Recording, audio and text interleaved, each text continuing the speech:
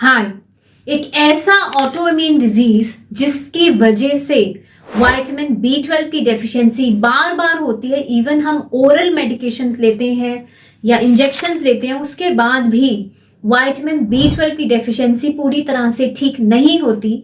तो वो कौन सा ऑटो इम्यून डिजीज है? That is pernicious anaemia. तो ये पर्नीशियस अनीमिया बेसिकली एक ऑटो इम्यून डिजीज है। ऑटो इम्यून यानी हमारी ही जो एंटीबॉडीज हैं, हमारा जो इम्यून सिस्टम है, तो उसमें जो वो हमारे इंट्रिंसिक फैक्टर के अगेंस्ट काम करना शुरू कर देती है, ऑटो इम्यून। तो एक तरह से इंट्रिंसिक फैक्टर रिक्वायर्ड होता है विटामिन B12 की एब्जॉर्प्शन के लिए। तो जब इंट्रिंसिक फैक्टर ही अफेक्ट होना शुरू हो जाता है due to auto immune disease, वहां पे अक्सर with lot of vitamin B12 supplements, oral medicine, कई बार हमारी एब्जॉर्प्शन नहीं हो पाती है।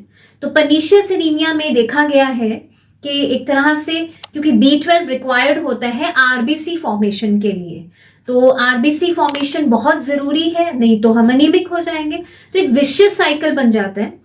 और खासकर देखा गया है जिन लोगों में ऑटो इम्यून डिजीजेस हैं, जैसे टाइप 2 डायबिटीज है, उसके साथ साथ थायराइड है, वहां पे पर्नीशियस अनीमिया की शिकायत बहुत ज्यादा है। तो मैं ये कहना चाहती हूँ जिन लोगों में किसी तरह की भी ऑटो इम्यून डिजीज है और B12 डेफिशिएंसी सप्लीमेंट लेने के बाद भी ठीक नहीं हो रही है, it's very important to rule out the causative factors, so that can be due to autoimmune disease as well.